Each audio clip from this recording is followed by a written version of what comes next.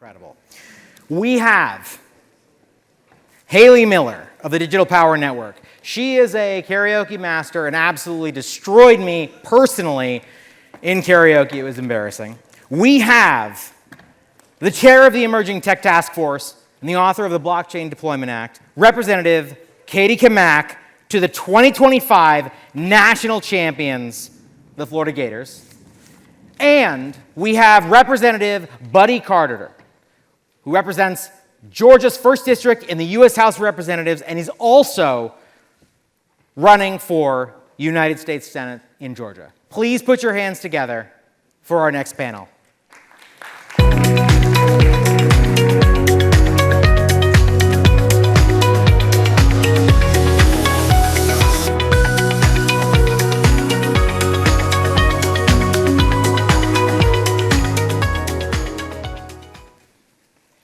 Good afternoon, everyone. I'm Hailey Miller, Director of Government Relations and Public Policy at the Digital Power Network, and I'm thrilled to be moderating today's conversation, Congress and Bitcoin.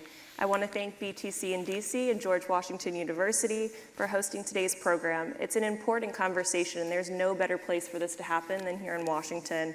We've got a powerhouse panel with us. We've got Rep. Buddy Carter of Georgia and Rep. Kat Cammack of Florida. They both stepped up to be a voice for Bitcoin in Congress. And today we'll dig into their personal journeys, the policy landscape, and where things are headed. Think of this as a look under the hood of how Congress is thinking about Bitcoin, not just the headlines, but the strategy, the challenges, and the opportunities ahead. Congressman Carter, let's start with you. Sure. We'd love to hear your personal Bitcoin journey. What first convinced you that it was worth your time and voice in Congress? Was there a particular moment that made you think this matters and I need to get involved? Yes, there is, but before I answer that, let me just take the opportunity to thank you for having me here, especially my good friend Kat Cammack, who just had a child here recently, and I have told her the first words out of that baby's mouth are going to be "Go Dogs." Oh no! So as a Florida Gator, she's really sweating that. I ain't sweating that. Yeah. I ain't sweating it. But I do thank y'all for having us here, and it's a pleasure to be with you. This is such an important subject, and I mean that sincerely. I'm not trying to patronize you because, let's face it, this is the talk of the town, if you will. Bitcoin, cryptocurrency, all of this is very, very important, and it's the buzz along with AI. I would say the two things that are the buzz at the Capitol are AI and then cryptocurrency, and this is extremely important to us. But for me, it kind of started out with being speculative, and I looked at it from that perspective, but then it evolved from there to where I guess maybe I had a better understanding, and I looked at the potential. And if I had to describe it in one word, I think that would be the word. It would be potential. Because, folks, this is one area that has just tremendous potential. And I think it's going to be very important that we in Congress, as we go forward, that we not get in the way. I would submit to you that one of the reasons the internet has been so important is that we've stayed out of the way and we've let innovation happen. You look at what has happened with the internet in Europe and what's happened here in America, and I would submit to you that we have had much more innovation here in America because we've had less interference than they've had over in Europe, and I think that's a lesson to be learned, particularly here. Yes, there needs to be guardrails, there needs to be regulations, but at the same time, I hope that we in Congress and we in the federal government, per se, don't become a barrier or an obstacle to the potential that exists here with cryptocurrency. Congresswoman, what brought you to Bitcoin? Well, thank you for having me. Good to see everybody. I mean, I really can't see you. I'm just blind as shit right now. And I appreciate the low couches. I'm 5'3" with T-Rex arms.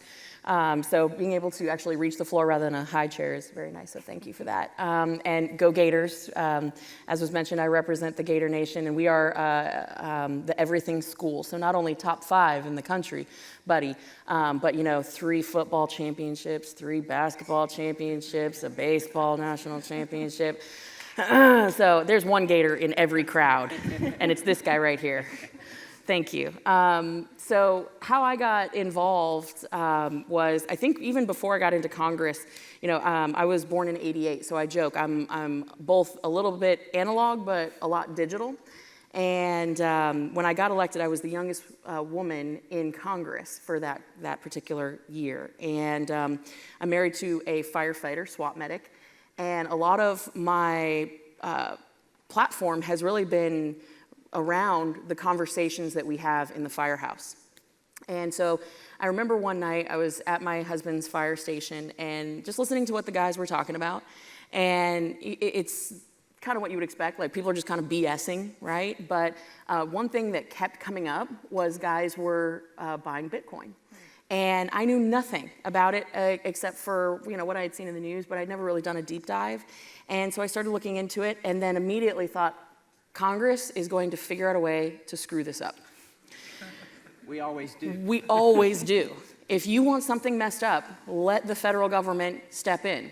And so that really became my foray into the crypto world. And I developed a real love for blockchain, honestly, because there's so many potential opportunities that we have, which led me to author the deployment of blockchains, which has passed committee and passed the House of Representatives, and now we're waiting on that other chamber.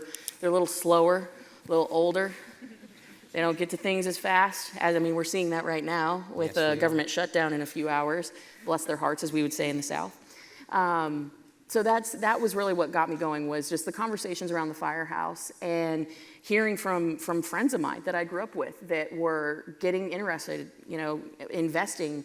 And like I said, if there's one thing that could mess it up, it would be the federal government. So I knew that we had to take a proactive stance of making sure that we were staying hands off as much as we possibly could. So that's how we got involved.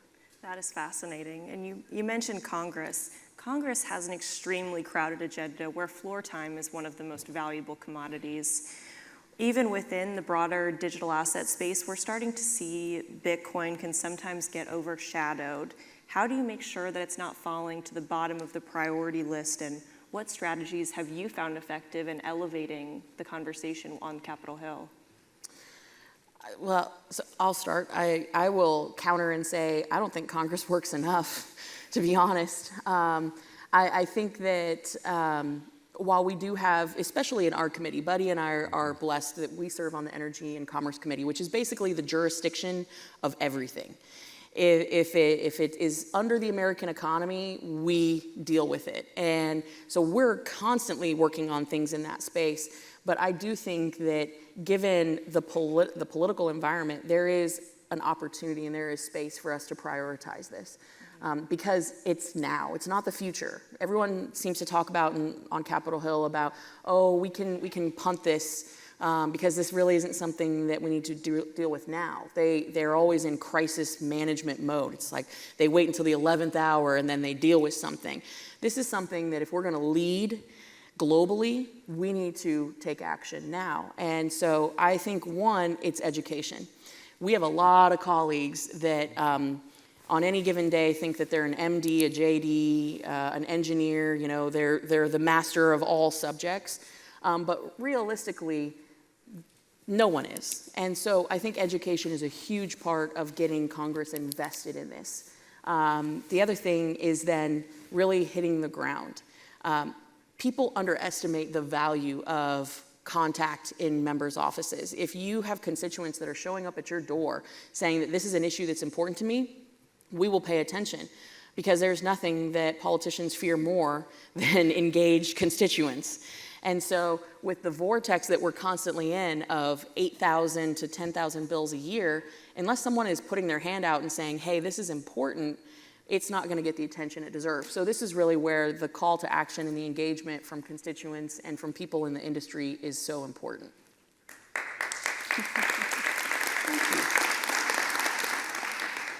Congressman Carter. Well, a couple of things. First of all, let me piggyback on some of Kat's comments. First of all, she mentioned she was born in 1988. Guys, I've got underwear older than that. I tell you. But and she also made a good point, and I want to share this with you about, as I alluded to earlier, about Congress getting out of the way and not necessarily being an obstacle or a barrier. We're dealing with an issue now in the Energy and Commerce Committee on NIL, on name, image, and likeness for college football. And I remember Senator Kevin Cramer, who used to be on our committee when he was in the House, he was asked about it by a journalist, and he kind of laughed. He said, "They want us to fix it? What in the hell did we ever fix?" So it's kind of true. But we it is important, as Kat points out, that we've got to make sure that, first of all, the educational part of it. The educational part of it is so vitally important. Keep in mind now, we're a citizen legislature. I'm a pharmacist. I'm one of 2 pharmacists in Congress. I used to be the only pharmacist. Now I'm just the oldest pharmacist. But my point is that we have different people and different professions there.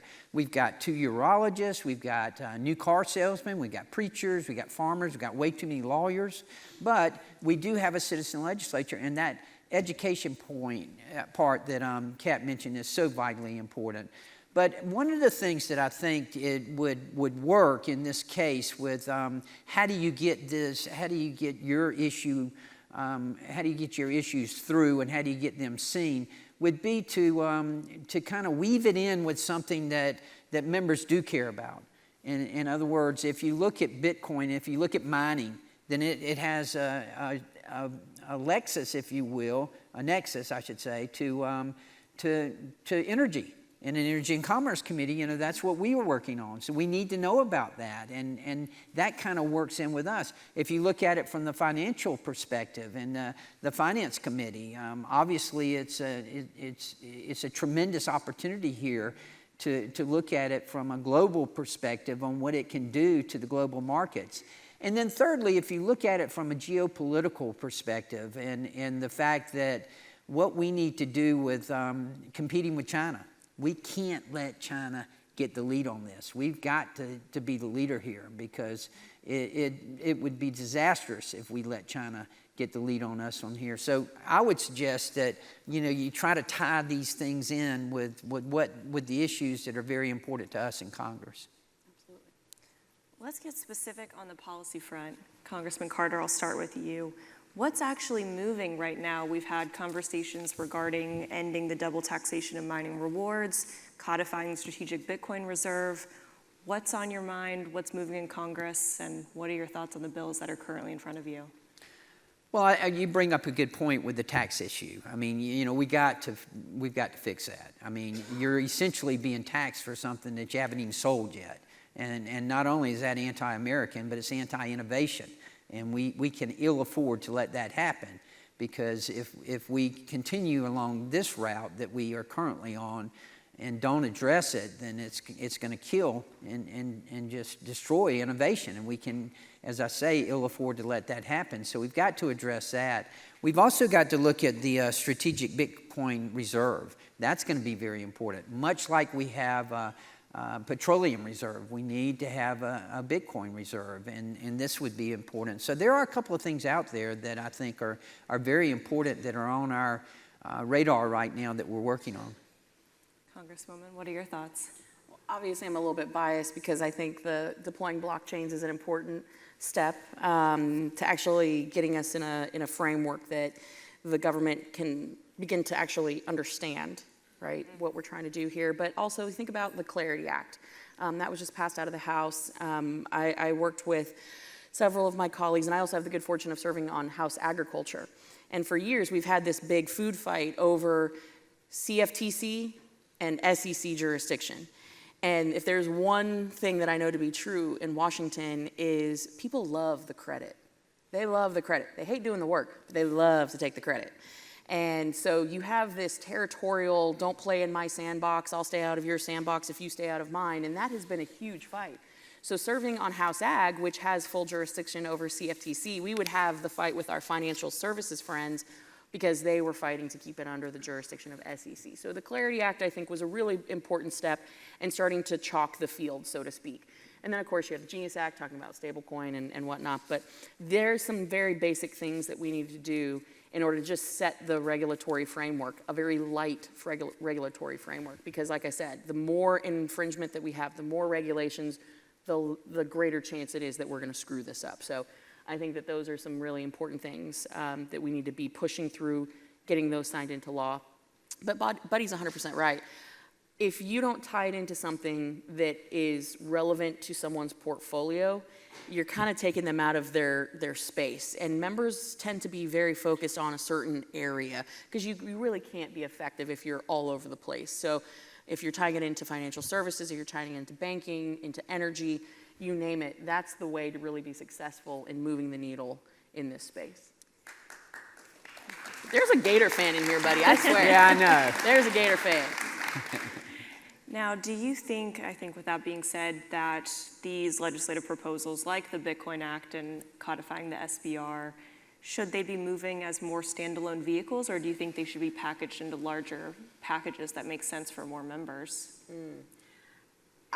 I'm not going to speak for Buddy, but I'm just going to say it is really, really hard to move bills standalone. The process itself is a long one, right?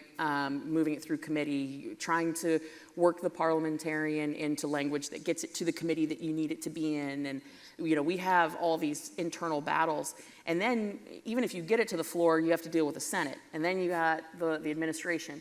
A standalone is really, really tough. Mm-hmm. My strategy has been, let's find a must-pass vehicle. NDAA is always a great one because it ends up, you end up getting your foot in the door, so to speak.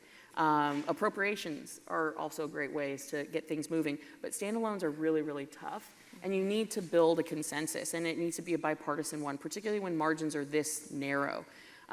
You're never going to be able to move something just party line because you're not going to see success in the Senate. So I think that if you do it on a standalone basis, it has to be bipartisan, it has to be overwhelming, but the most important thing when we're talking about how you move these bills, it's you guys. Seriously. There is nothing that a career politician fears more than an engaged electorate. We are just a bunch of chicken shits up on Capitol Hill. Seriously. Hey. Finally, the Georgia fan claps. You clap for chicken shit? Clap for truth. There you go. But seriously, it's if you want to move things, and you can see this time and time again, when you want bills to move, you engage people across this country, and you burn down those phone lines, that is how you get things going. And I can't tell you how many times we've stopped crazy bad bills just by going on social media, doing an Instagram Live, a Facebook Live, a space on X, and just being like, hey, here's the Capitol switchboard number, call your representative, tell them to vote no, and then next thing you know, you got people coming up to you on the floor like, hey, I saw your video, and we got like 600 phone calls, like, I can't, like, I'm with you. Like, people don't want to be in a confrontational space. So that's why I say the engagement part is so important, and if you have to do it alone as a standalone, that's the way to get it done. I would concur with what Kat has said, especially about the standalone bills. It's difficult when you're doing standalone legislation. And if you look, you'll see that most of what we do is with some kind of vehicle. It is through the NDAA, as she mentioned, or it is through an appropriations bill where especially a reconciliation bill where you can add policy into it. I'm not necessarily advocating that as the best type of legislation or the best way to legislate. I think the best way to legislate would do it as a standalone bill. However, if you want to get it passed, you're probably going to have to find a vehicle and something to add it on to, because that's the way we are doing things now in Congress, and that's very important. I also want to reiterate what she said about advocacy and about the role that you play, because it is important. It is important that you educate us as to the minute details, if you will, not only us but our staff as well. Yeah. That's extremely important. Don't think that just because you don't have the opportunity to speak to a member of Congress that speaking to their staff member is not useful either. It is useful. We do depend on them, and that's very important. So keep that in mind. But I would say that getting it added on is the best way. There's no question about it in my mind. That's the best way to do it. Although, again, probably the best legislation or the best process for us in Congress would be to do them as standalone bills. Now, policy substance is one thing, but politics is a whole nother. When you're making the case in Washington, what framing or language actually cuts through the noise and resonates across Congress and across the aisle? Congresswoman, I'd like to start with you. A loaded question. It is a loaded question because we are in uncharted territory right now. The politics ultimately, and this isn't just this administration or the previous administration, this has been going on for honestly decades now at this point. The politics does drive the policy. I wish that people could stand together and say, you know what, this is really sound policy, this is good for the country, we're gonna do it. I hope I'm not busting anybody's bubble here by saying like, it doesn't happen that way. I can't tell you how many times we've been in committee and we'll introduce something and our friends on the other side of the aisle will say, we're gonna vote against this. And then behind closed doors, they'll come up and say, hey, I 100% agree with you, but you know, if I vote with you on this, then I'm gonna get primaried, I'm gonna, you know, they're gonna drop a ton of money on me again in my race. It is all about the politics. And that is really unfortunate. So you've got to, in terms of framing it, you have to always look for ways that are mutually beneficial. If there's one thing that Republicans and Democrats can agree on, it's that we want opportunity. We want opportunity for our kids, for our communities. And so I think opportunity is a really good way for opening it up. You know, for me, I'm all about equal opportunity, not equal outcome. And so I think that has been successful in how we frame some of our legislation, but also freedom. Talking about the ability to make decisions without government infringing on your ability to make decisions for you, for your family, for whatever financial decisions you want to make. And that is something that resonates. But the politics of it is so tricky right now. I've had people say, listen, I agree wholeheartedly with what the president is doing, but I publicly will absolutely slam him because it's him. And that's been told to me in confidence. I won't say who it was, but you know, they say that. And that's just the sad reality of where we are. There's a lot of division in the country, unfortunately. But if you can find those key elements, and I think that's the ticket, find the key elements that you can really root the policy in, and then make it a selling point to people's constituents. And that's the thing. Republicans and Democrats across America, everybody wants freedom. Everybody wants, particularly in financial freedom and independence, and they want opportunity. So that's the way that I would frame it. I would agree, and I think it's very advantageous to you that you have an issue that I think there's bipartisan support on. Absolutely. I really do, and that doesn't happen very often. But I think that this is an issue that weaves both sides and crosses the aisle. Because what you have is that you have Republicans who really care about freedom, who care about innovation. You have Democrats who really care about making sure that barriers are lifted and that there's inclusion, financial inclusion. And your issue combines both, and it combines competitiveness as well. And I think that does cross the aisle, and it helps you to be in a better position. But Kat's right. This is it's try as you may, you can't take politics out of politics, and that happens. But you're going to have some people who are just going to follow the party line. But again, I would submit to you that you have an issue that really does cross the aisle and cross it well. Have y'all noticed that the Georgia Bulldog keeps saying that the Florida Gator is right a lot? I just want to point that out, buddy. I don't remember saying that, but And to close us out, let's do a lightning round, and this is going to be a hard question. If you could lock in just one Bitcoin policy win before the end of the year, what would you pick and why? Go first. The tax issue. I think that's, look, we cannot afford to suppress innovation. Again, yeah. Finally, I get a clap. Don't worry. Gee. The guy who clapped for me was my staffer. Don't worry. Yeah, well. Don't worry. But it is. We've got to fix that. And again, I hate to be redundant, but I point toward the internet because let's face it, guys. The internet, I think, in our lifetime is the most phenomenal discovery ever. And look how it has changed the world, and for better and worse, I would submit. But nevertheless, it has changed the world. And a great part of that is because we've stayed out of the way. The government stayed out of the way. We've got to make sure, yes, again, I do agree, there's got to be some guardrails. We do need, some framework. And I don't think any of us would disagree with that. But let's don't reach the point where we are suppressing innovation. And when you start taxing people for things that they haven't even sold yet, you're in the way, and you need to get out of the way. And the federal government's in the way with the tax issue. So that would be the main thing.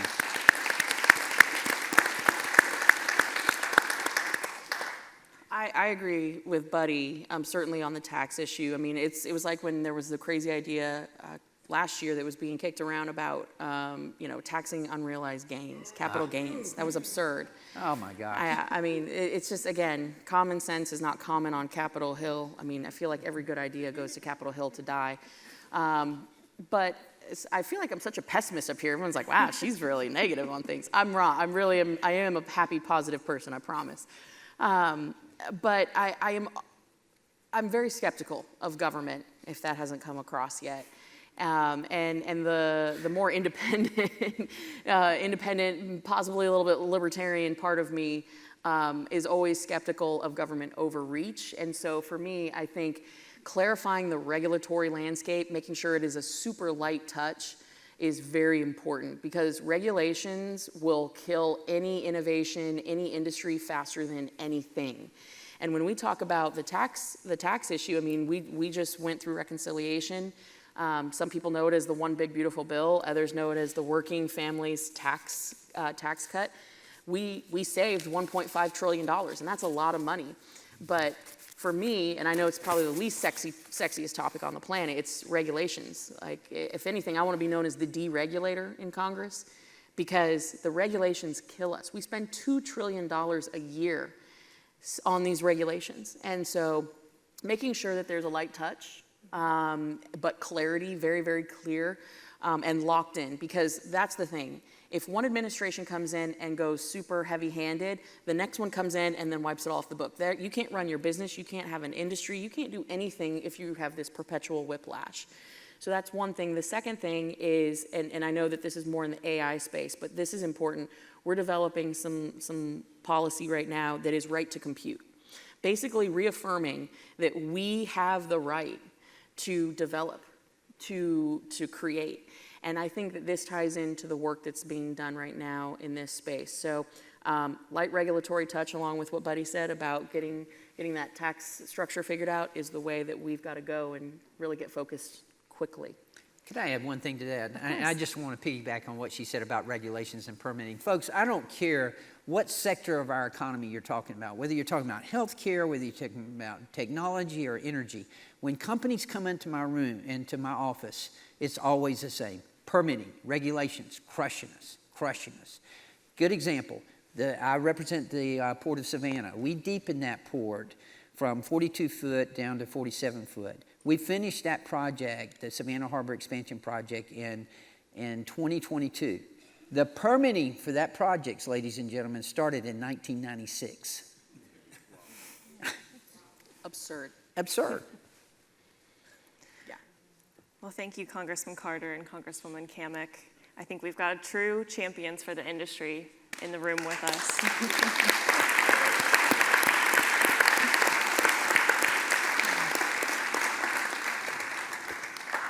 Thank you guys so much.